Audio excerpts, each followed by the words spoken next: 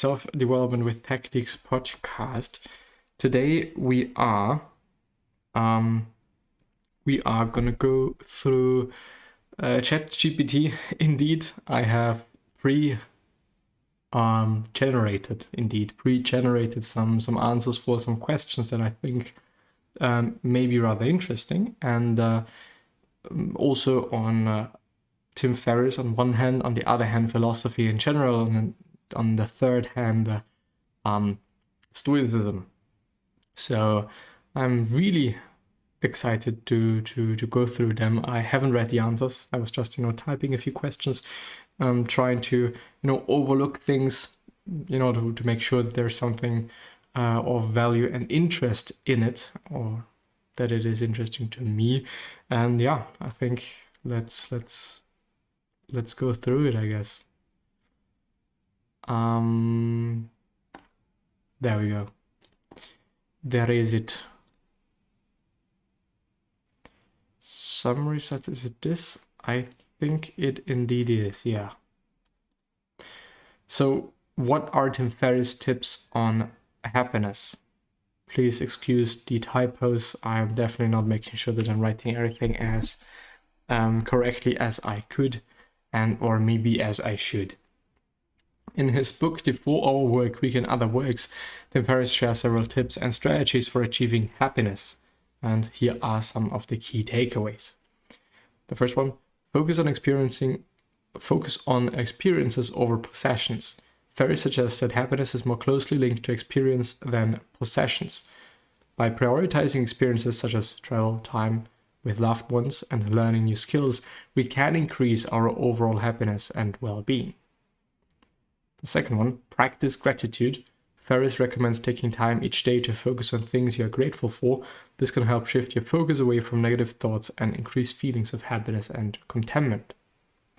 The third, cultivate positive relationships. Strong relationships with family and friends can be a major source of happiness.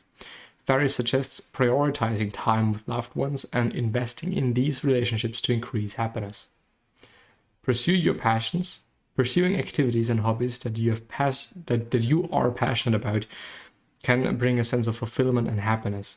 Ferriss encourages readers to identify their passions and make time for them in their lives. Yes. And I think it just, has to be a priority. Happiness has to be a priority. I think very often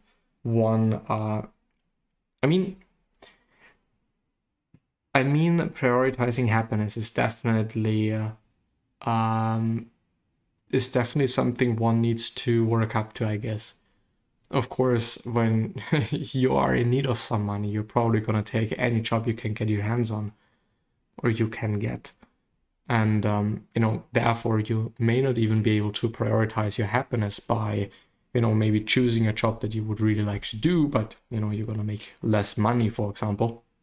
Or maybe just not have several jobs and just one, but you can't do that because you need the money. So I think happiness to some degree, unfortunately, may be indeed something that only privileged people kind of can do, or can maybe go for regarding certain circumstances, certain things. I was just going through some things that might not help me with my happiness, and definitely stress. But on the other hand of stress, there often is either money or maybe a better grade, or just a bit more fulfillment, in the sense of, okay, I have done great at doing this, that, and the other task. So yeah. Practice mindfulness. Was this the one? Yeah. Mindfulness practices such as meditation and breathing exercises can help reduce stress and increase feelings of happiness and well-being. Ferriss recommends incorporating these practices into daily routines. The sixth one, give back. Helping others can bring a sense of purpose and happiness. Ferriss suggests finding ways to give back to the community and making a positive impact on others. which I think is also a very good idea, and is included, I guess, in many religious practices as well.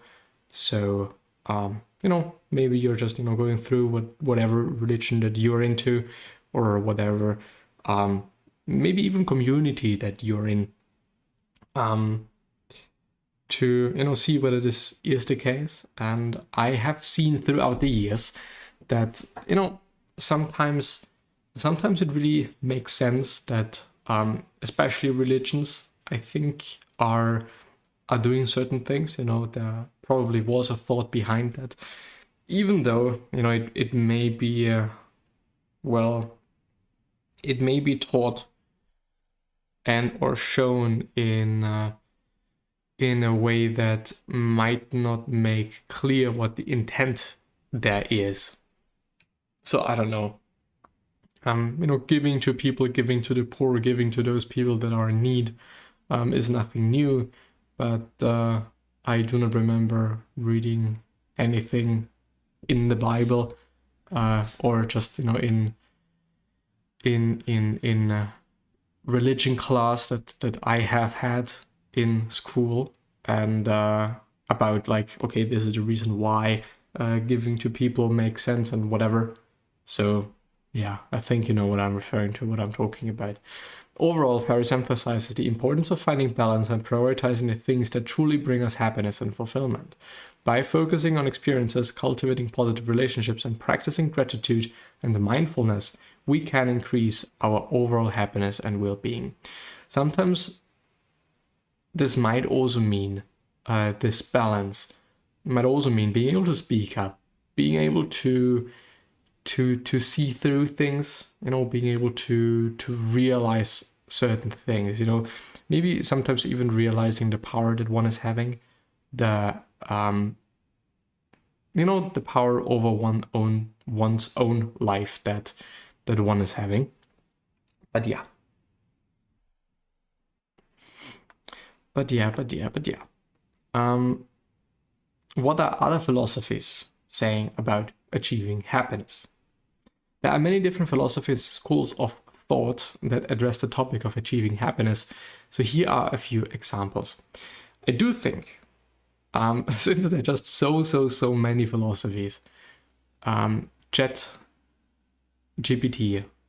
might just take what we have been discussing before, so Tim Ferriss, the 4-hour work week, and so on and so forth, to also build this or generate this answer.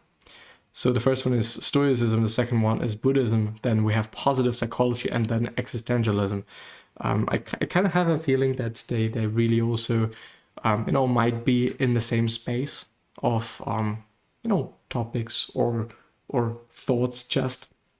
But yeah, Stoicism. The ancient Greek philosophy emphasizes the importance of living in accordance with nature and accepting the things we cannot control. According to Stoic philosophy, true happiness comes from within and can be achieved through self-discipline, virtue, and a focus on the present moment. Buddhism teaches that happiness can be achieved by cultivating mindfulness, compassion, and wisdom. By letting go of attachment to material possessions and focusing on the present moment, individuals can reduce suffering and achieve a state of inner peace and happiness. Positive psychology is a relatively new field that focuses on the study of human flourishing and happiness and emphasizes the importance of developing positive emotions, relationships, and personal strengths to achieve greater happiness and well-being. The blue zones that are known for, those people that are living there, they are living a very long life. And I would assume and say that people that are living a long life, extraordinarily long life, that they are also living a happy life. I think so. I believe in it. Yeah. Because, I don't know. If you're so unhappy, I would say that you're gonna die earlier. So, and of course, some people might also not be really happy, but they're having good genes and whatever. But I don't know. Like, I think also like the environment and the way they're living their life, and I think it really also is tying into happiness and their happiness. Existentialism. The philosophical movement emphasizes the importance of creating meaning and purpose in one's life. According to existentialist philosophy, individuals can achieve happiness by taking responsibility for their own lives, making choices that align with their values, and finding meaning in their experiences. But I mean, just find some meaning in your experiences. I think what I have been having in mind lately was this notion of mindfulness and living more carefully, in a sense, and carefully in the sense of paying closer attention to quite everything. Having it's I'm lacking one word. Living a more conscious life, I guess, because I might have noticed, I'm not quite sure yet, I might have noticed that whenever I'm just, really unconsciously,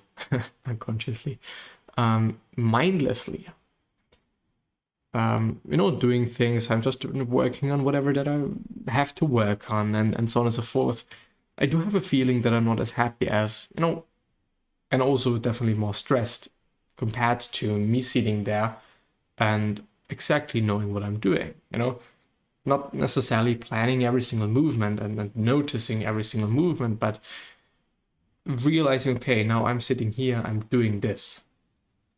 Okay, I'm doing this step and whatever.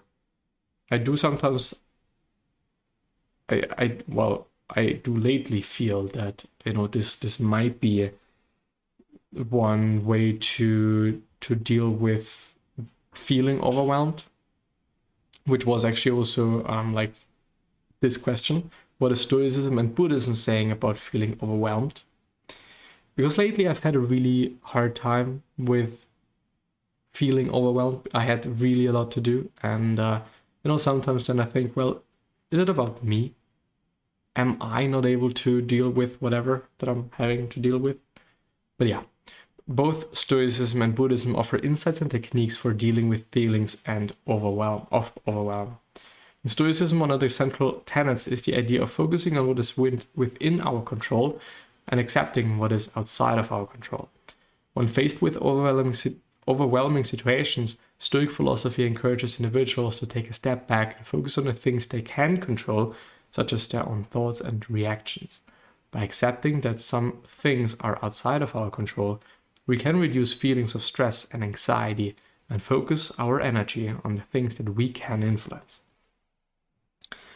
In Buddhism, mindfulness practices such as meditation and breathing exercises are often used to help individuals cope with overwhelming feelings. By focusing on the present moment and developing a non-judgmental awareness of one's thoughts and emotions, individuals can reduce feelings of stress and anxiety and increase feelings of calm and inner peace.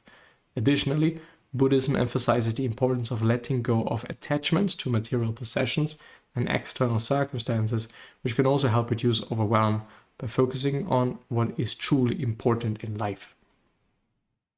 Overall, both Stoicism and Buddhism offer insights into how to deal with overwhelming feelings by focusing on what is within our control and developing mindfulness practices to increase feelings of calm and inner peace. And with that being said, I'm going to end this episode here, so I'll hopefully see you soon.